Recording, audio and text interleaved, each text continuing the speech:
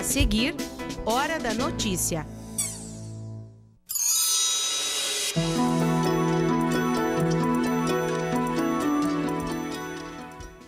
A Avenida Presidente Vargas, em Passo Fundo, vai passar por reformas no trânsito. A razão é a proximidade da inauguração do Passo Fundo Shopping. Hoje é dia de fatos políticos, quadro apresentado pela jornalista Zulmara Colucci. Em pouco mais de 60 anos, a expectativa de vida praticamente dobrou no Brasil. O Congresso Internacional aqui na UPF discute as consequências desse avanço. E ainda, fomos até Vacaria conhecer a Fazenda do Socorro, uma estância que já foi sesmaria e uma das primeiras fazendas do Rio Grande do Sul. Hoje é quinta-feira, 26 de abril, é Hora da Notícia.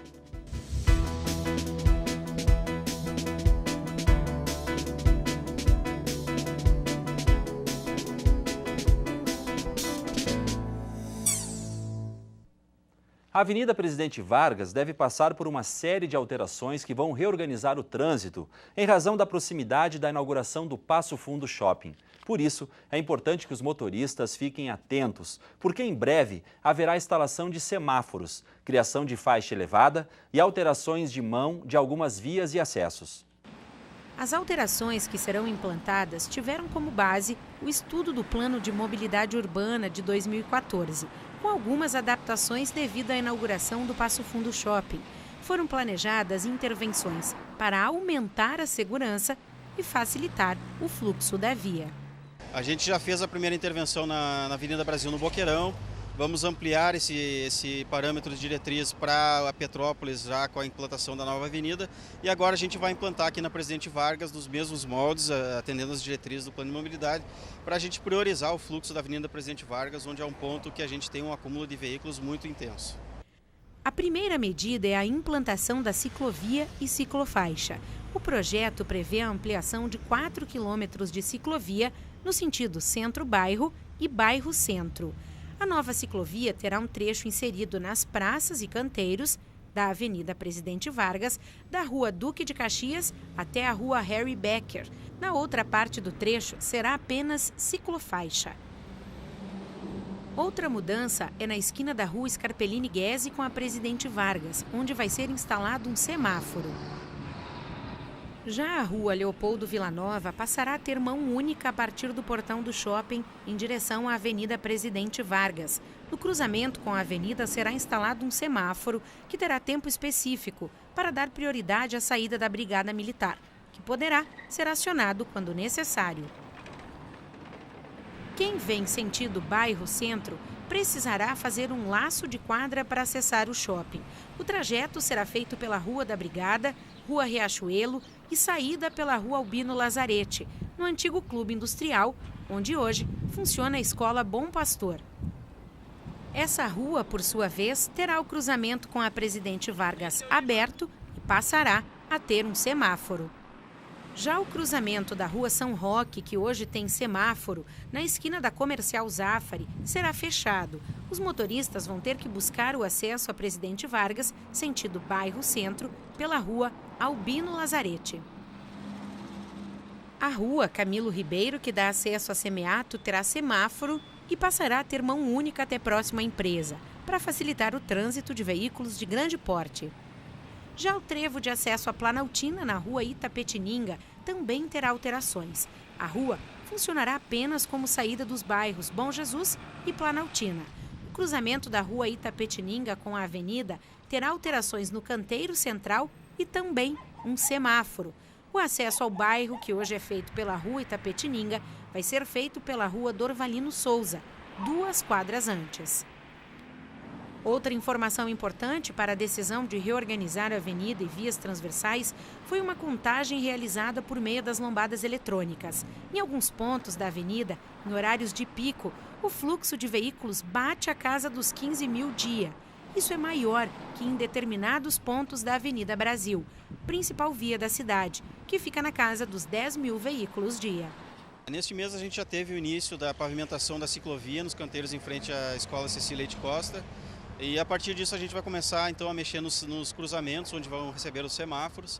E gradativamente a gente vai implantar então a ciclofaixa e realizar a sinalização dos cruzamentos para que a gente possa ter um período de adaptação aos condutores e motoristas e usuários para o funcionamento de acessos e saídas aqui do Passo Fundo Shopping, onde a gente tem em média, no nosso costume diário, aí, no nosso dia a dia, a gente tem esse período de pelo menos 60 dias para os condutores se adaptarem às alterações feitas. As mudanças são muitas e a Prefeitura pede compreensão e paciência dos motoristas. Primordial para esses primeiros momentos, onde as alterações acabam alterando o cotidiano de quem mora ao redor e quem vai começar a acessar o local aqui que não tem o hábito de trafegar por esse ponto. Então é preciso atenção e paciência do pessoal para que as coisas funcionem da melhor maneira possível. Bom, e a Corsan iniciou na segunda-feira a substituição da rede de água em um trecho de aproximadamente 120 metros da Avenida 7 de Setembro, entre a Avenida Brasil e Rua Moron. O trabalho deve encerrar nesta sexta-feira. Por isso, com a gente aqui no estúdio, o superintendente regional da Corsan, senhor Aldomir Santin, que vai nos falar sobre esta e outras obras da empresa na cidade. Aldomir, tudo bem? Tudo bem, tudo bom. Bom, que obra é esta que está quase pronta, então, na Avenida 7 de Setembro? Então, essa obra faz parte já de um programa que nós implantamos lá em 2008 de substituição de redes em Passo Fundo. A nossa cidade é antiga, as redes também são antigas, e nós iniciamos lá atrás, então, já a substituição dessas redes para melhorar a qualidade da água, para evitar o rompimento dessas redes e também para abastecer alguns prédios ou alguns locais, alguns bairros onde tinha alguma deficiência. Então, na segunda-feira, nós iniciamos a substituição naquele trecho, entre a Avenida Brasil e a Moron, onde nós tínhamos um problema sério, ali onde nós temos de um lado o shopping, que tem um consumo alto e que tem os reservatórios na parte inferior e que acabavam puxando bastante a água dessa rede.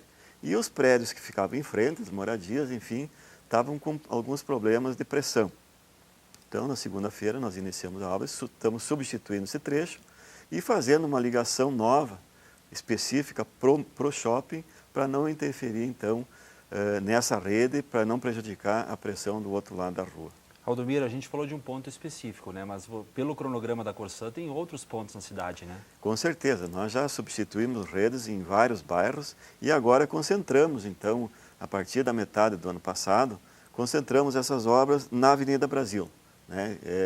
Devido a essa recuperação, essa revitalização que a Prefeitura está fazendo na Avenida Brasil, nós iniciamos, então, antecipando já nosso trabalho lá no Trevo de Erechim, substituindo a rede nas duas pistas, e chegamos até a Praça Toqueta, até Benjamin Constant. Dali até o Trevo, as obras estão concluídas. E daí pulamos um trecho e iniciamos de novo na Teixeira Soares e fomos até a 20 de setembro, que é até o IE, onde a obra essa da Prefeitura vai ser concluída até ali. Então ficou esse trecho entre a Benjamin Constante e a Teixeira, que nós vamos ter que fazer uma interferência, tanto na rede de distribuição, quanto numa adutora que tem, uma adutora grossa, que vai lá, que abastece Jaboticabal, Vera Cruz, enfim, uma rede que vai dar bastante trabalho. Nós vamos ter que pedir mais uma vez a compreensão da população, dos condutores de veículos, porque nós vamos ter que fazer uma interferência muito grande, vamos ter que direcionar o trânsito, enfim, mas sempre com aquilo, avisando com antecedência, sinalizando e dando opções para que os condutores de veículos possam fluir, o trânsito possa fluir normalmente. A questão do esgoto, como é que está em Passo Fundo? A questão do esgoto também está andando bem. Nós temos obras em andamento. Esperamos concluir agora uma etapa até o final do ano, onde nós vamos chegar então a 35%, possibilidade de coletar e tratar 35%, mesmo sabendo que tem um bom percentual que não estão se conectando.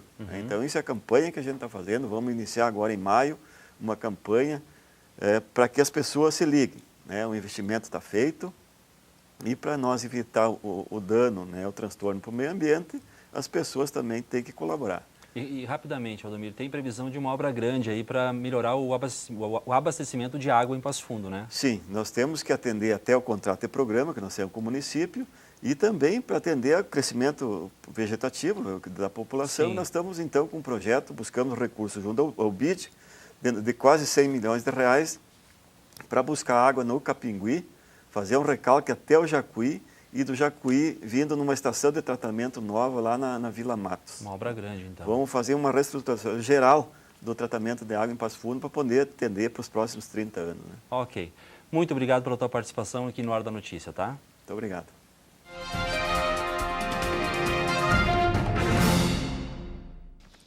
Toda quinta tem o quadro Fatos Políticos, quadro esse apresentado pela jornalista Zulmara Colucci. Zulmara, qual o assunto de hoje? Olha, Gia, hoje o assunto é Coredes. Vários Coredes do estado já realizam as assembleias municipais para definição dos projetos que disputam recurso no orçamento do estado para 2019. Na região do Cored da Produção, com sede em Passo Fundo e que compreende 21 municípios, 5 deles já realizaram os encontros e até agora as demandas têm relação com a agricultura familiar, segurança e educação.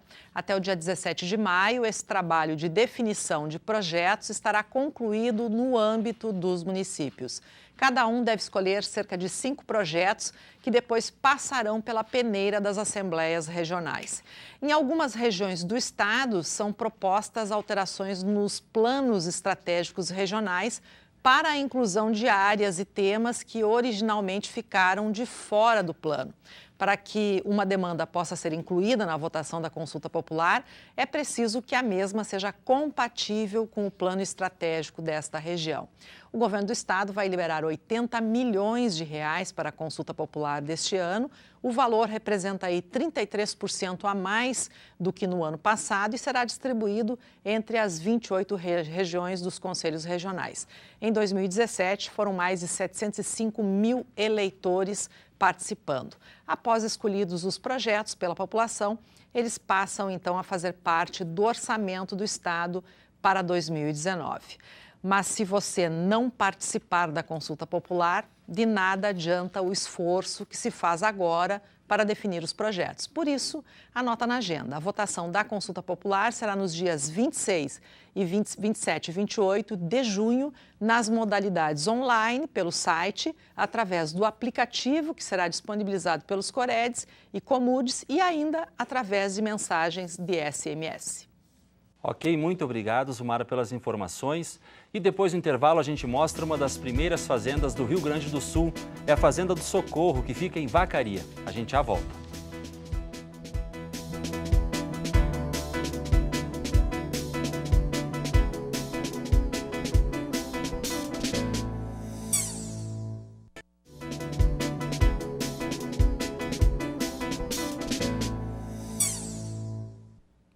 Você pretende viver por quantos anos? 80? 90? Bom, há 50 anos era impossível pensar em números tão altos. Nos anos 40, a expectativa de vida era só de 45 anos. Hoje, chega aos 79 anos aqui no Brasil. E isso, claro, tem muitas consequências na nossa sociedade. Algumas delas estão sendo debatidas no 4º Congresso Internacional de Envelhecimento Humano, que acontece aqui na UPF. Envelhecer é uma verdade que todos nós conhecemos. O tempo passa e a idade chega. Só que às vezes a gente esquece que o ato de envelhecer acontece todos os dias com todo mundo. E esse detalhe interfere muito na nossa sociedade. O Brasil, por exemplo, é um país que se desenvolveu e aumentou a expectativa de vida. E disso a gente pode ver muitas consequências. É disso que trata o 4º Congresso Internacional de Estudos em Envelhecimento Humano aqui da UPF. No primeiro dia, o tema foi a longevidade. Ok, vamos todos envelhecer um dia, mas o que isso significa em termos práticos? Mudanças, sim, existirão muitas, até porque existem as alterações que são fisiológicas do processo de envelhecer, né? E isso vai acarretar, com certeza, um maior número de doenças crônicas na população, mas na realidade, em contrapartida, essa população vai estar mais ativa. Hoje, se você sair na rua, por exemplo, você vai ver que a gente está encontrando os idosos no shopping, nas escolas, nos supermercados, né? Antigamente, as atividades dos idosos elas eram mais restritas ao seu próprio lar, à igreja, né? Então, a gente tem um perfil diferente da população idosa brasileira, né? Nesse sentido, no sentido de estar mais ativos. O professor Martino veio da Universidade de Bolonha, na Itália, para falar sobre o assunto. Ele, que é médico sanitarista, trouxe alguns aspectos comportamentais que a gente já pode ver na população idosa. Com o tempo, nós estamos chegando em novas gerações de idosos que já tiveram exposição à globalização. Então, viajam com facilidade, pegam um avião. Isso também é outra mudança, porque nós tínhamos o costume de ter idosos mais tradicionais e agora não, as pessoas vão, se aposentam, agora vou viajar, agora vou fazer outras atividades, vou voltar para coisa que eu não sabia. Então, é uma mudança do ponto de vista social muito grande. Ainda não sabemos o que quais serão as consequências. Além dele, o Congresso também recebe palestrantes de Portugal e da República de Cabo Verde, além, claro, de muitos especialistas aqui da região. Serão rodas de conversa, conferências, publicação de livros e de estudos sobre envelhecimento, diversidade e longevidade. O Congresso vai até sexta-feira. Todos os trabalhos vão ser apresentados no Centro de Eventos, aqui na UPF. A 160 quilômetros de Passo Fundo tem uma fazenda que, acredite, foi uma sesmaria. Isso quer dizer que lá atrás, no tempo do Brasil Colônia, esta fazenda, assim como tantas espalhadas pelo estado, era uma grande extensão de terra para o povoamento do Rio Grande do Sul. Nossa equipe foi à Vacaria conhecer uma propriedade criada em 1770. A estância deu origem à cidade. Nós separamos a reportagem em duas partes. Neste primeiro momento, conheça a Casa Grande, o refeitório, a escola, o bebedouro, a arquitetura e a história da Fazenda do Socorro. É aqui na Fazenda do Socorro, no município de Vacaria, no nordeste do estado, que está localizada uma das primeiras fazendas do Rio Grande do Sul e a estância que daria origem à cidade de Vacaria. A fazenda foi uma sesmaria, doação de extensas áreas de terras que eram cedidas pelo governo português, uma prática adotada pela coroa para povoar os campos de cima da serra. Que é a concessão de terra pública a particular que deseja tornar-se proprietário. Foi feito isso com a intenção então, de povoar as terras, né? E não só povoar, mas também fazer produzir. O Rio Grande do Sul não se entende se não for através das sesmarias. Se doar grandes extensões de terra era prática comum no início do século XVIII, aqui nos campos da Vacaria não poderia ser diferente. Esta era uma região fundamental para o desenvolvimento da coroa portuguesa no Brasil. No tempo do tropeirismo, 3 rotas eram os principais caminhos utilizados pelos tropeiros para comprar gado e mulas no transporte de pedras preciosas das Minas Gerais. E dos 3 caminhos, o principal, mais utilizado era esse, o caminho da Vacaria dos Pinhais, que saía de Cruz Alta, passava por Passo Fundo, Vacaria, até chegar em Sorocaba, em São Paulo. Eram mais de 1000 quilômetros e meses de viagem. Só se entende a inserção do Rio Grande do Sul no restante do território nacional através do tropeirismo, né? Então a economia regional aqui ela vai ter destaque em função desta vinculação com a economia do atual centro do país, né? Que na época era colônia ainda. E os tropeiros que passavam pela Vacaria, muitos paravam aqui. A Fazenda do Socorro era uma espécie de porto seguro para os homens viajantes. Era o local para carregar as energias para o restante da viagem. A fazenda foi uma sesmaria de 21.000 hectares e era apenas uma parte de 6 divisões realizadas pela coroa portuguesa para esta região. Quem recebeu estas terras foi José Campos de Brandemburgo. Seus descendentes passaram adiante a propriedade para a família de Marcos Torres Noronha, que aqui se instalou em 1903.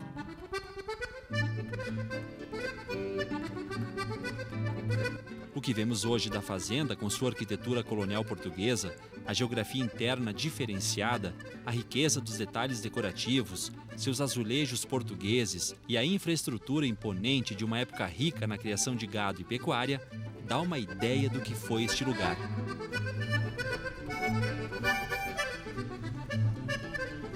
Em 2006, a família da Ivete passou a administrar a fazenda. Vieram pelo cultivo da terra e acabaram conhecendo um pedaço da história do Rio Grande do Sul. Aos poucos a gente foi se aprendendo, né, e estudando e notícias.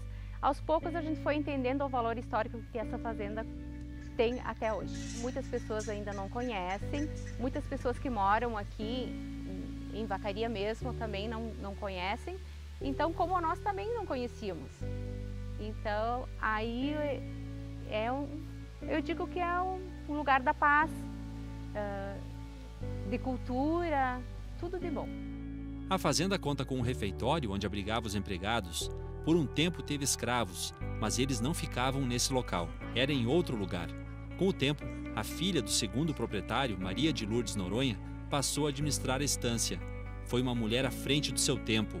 Conseguiu fazer deste lugar, por um período, a primeira fazenda do estado a ter instalações completas para a fabricação de queijos, conserva de carne, além de implantação de pastagens, métodos de zootecnia, agricultura, fruticultura e construiu até uma escola para os filhos dos empregados. E a gente agradece muito a antiga dona também, que pela cultura dela, pela energia, pela capacidade dela, nos deixou um lugar maravilhoso, né?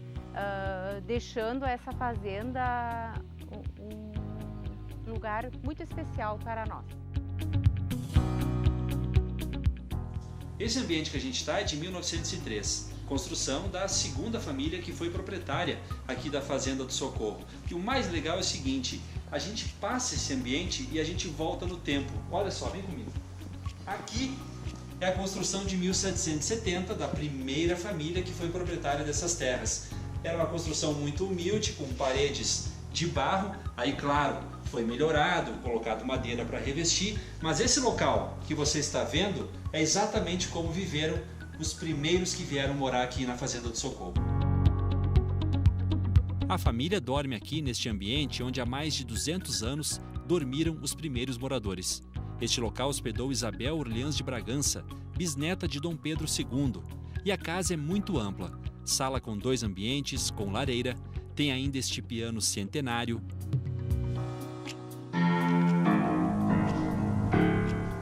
e a cozinha é separada da casa, com espaço para despensa, fogão a lenha e quarto dos empregados.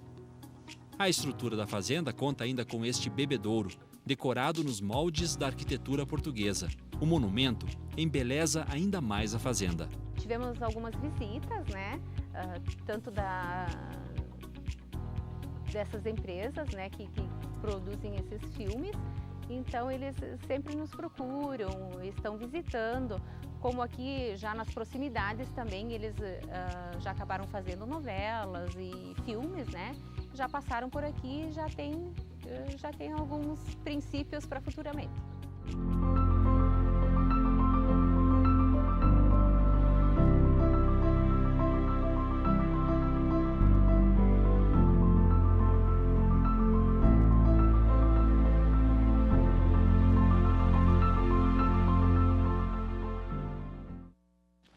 Na reportagem de amanhã, a gente mostra mais da Fazenda do Socorro, com destaque para a capela e o altar original trazido da Igreja do Rosário de Porto Alegre.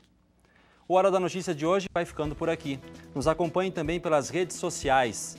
Nós estamos no Facebook, Instagram e YouTube. A gente volta ao vivo amanhã, ao 12h30. Até lá!